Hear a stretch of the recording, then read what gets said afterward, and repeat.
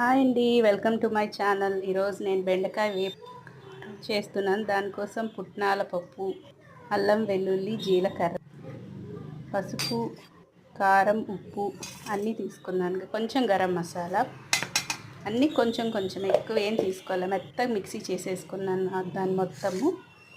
బెండకాయ లేతవి అలా మధ్యలో చీలికలు చేసి పెట్టుకుని ఇప్పుడు నూనెలో వేయించుకోవాలి.